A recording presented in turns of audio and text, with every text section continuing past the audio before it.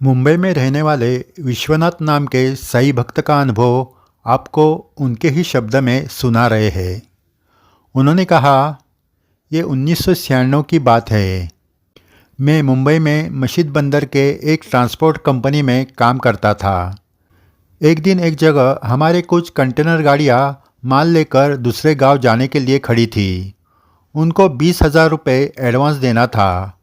उनको पैसे देने के लिए मैं दोपहर को ऑफिस से निकला। कहाँ जाना था उसकी पूरी जानकारी नहीं थी। फिर भी ऑफिस में पूरा पता न पूछकर मैं निकल पड़ा। मस्जिद बंदर स्टेशन पर हार्बर लाइन की लोकल पकड़कर शिवड़ी स्टेशन पर उतरा।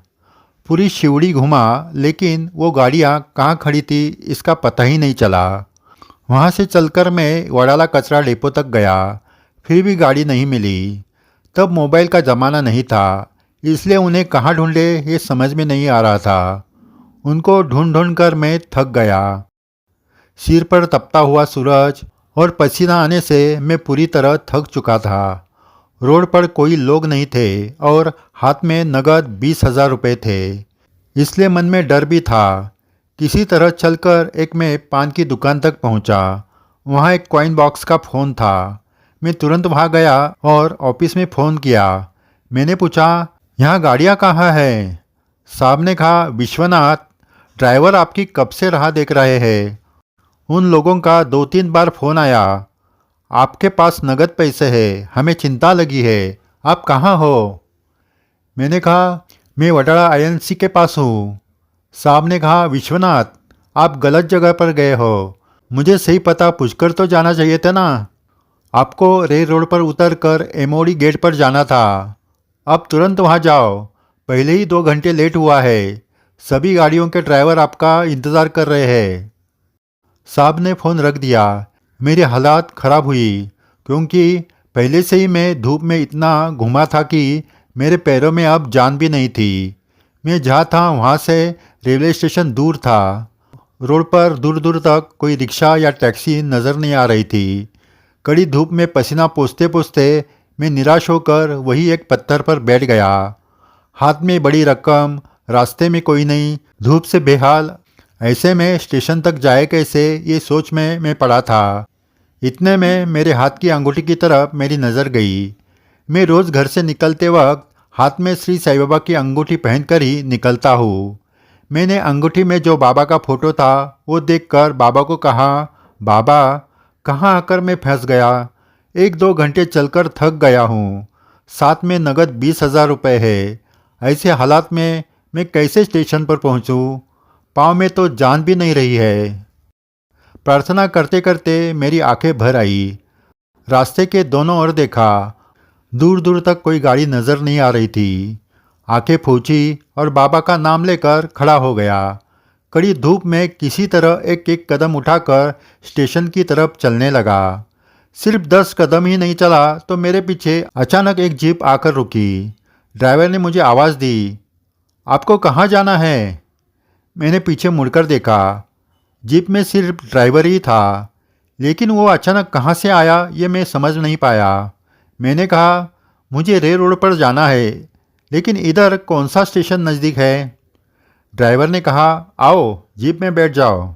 उसने बैठने के लिए कहा और मैं तुरंत बैठ गया। जीप स्टेशन की ओर दौड़ने लगी। कुछ देर सन्नाटा छाया, सिर्फ जीप के दौड़ने की आवाज़ आ रही थी। ड्राइवर ने पूछा, साईं भक्त हो? मैं इस सवाल से चौंक गया। मैंने कहा, हाँ। फिर उसने अजीब सा सवाल पूछा, क्या बाबा को चाहते हो? मैंने हड़बड़ाते हुए कहा, हाँ हाँ। उसने फिर पूछा, अगर बाबा सामने आएंगे तो पहचान लोगे क्या? मैं सोचने लगा और कहा, नहीं, बाबा किसी भी रूप में आते हैं। हाँ, अगर उनके फकीर रूप में आए तो शायद मैं पहचान सकूं। ड्राइवर मुस्कराया और कुछ नहीं बोला। थोड़ी देर बाद स्टेशन आया और ड्राइवर ने जीप रोक दी। कहा, लो, तुम्हारा स्टेशन आ गया, यहाँ से ट्रेन पकड़कर चले जाना। स्टेशन देखकर मैं खुश हो गया। उसी हड़बड़ी में मैं झट से जीप से उतरा और उस ड्राइवर को थैंक्स कहकर 2 कदम आगे बढ़ा। और मेरे मन में आया कि जिसने मुझे यहाँ तक लाया उसे उसका नाम भी मैंने पूछा नहीं। मैं तुरंत घूमा तो चौंक गया। क्योंकि वहाँ जीप नहीं थी। मैं सन्न हो गया।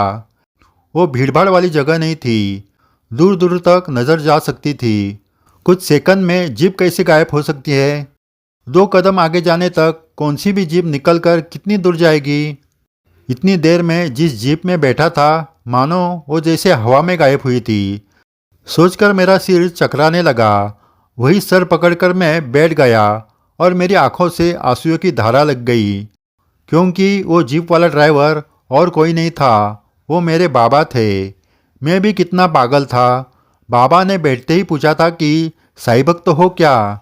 फिर ये भी पूछा था कि साईं बाबा सामने आए तो पहचानोगे क्या? और सचमुच मैंने बाबा को पहचाना नहीं। मैं सर पकड़कर फूट फूट कर रो रहा था। स्टेशन की ओर जाने वाले लोग अजीब से मेरे ओर देख रहे थे, लेकिन मुझे किसी की परवाह नहीं थी। आज मेरे बाबा मेरे साथ होकर भी मैं उन्हें पहचान नहीं सका था। बहुत पछतावा हुआ। फिर मैं किसी तरह अपने आप को संभाल कर लोकल ट्रेन से रेल रोड गया और वहाँ कंटेनर ड्राइवर को पैसे दे दिए। सही भक्तों, विश्वनाथ जी का यह अनुभव सुनते वक्त आपको नाना साहेब चांदोरकर जी का अनुभव ज़रूर याद आया होगा। बापूगीर उदी लेकर उनके घर जा रहे थे, तब बाबा घोड़ा गाड़ी लेकर आए थे। उनको चांदोरकर जी के घर छोड़कर गायब हो गए थे। ये तो बाबा देहधारी थे तब की बात थी, लेकिन समाधि के बाद भी भक्तों के लिए बाबा आज भी ऐसे चमत्कार करते हैं। जहाँ विज्ञान की दौड़ खत्म होती है, वहाँ से बाबा का चमत्कार चालू होता है। जय साईं राम। साईं बाबा के अनुभव आज भी भक्तों को आ रहे हैं। आगे भी ऐसे अद्भुत अनुभव आपको सुनाए जाएंगे। अगर आपने ये चैनल सब्सक्राइब नहीं किया तो ज़रूर कीजिए। वीडियो शेयर करके अपने बाबा की लीला सुनाएं। ये सही सेवा है। जय साईं राम।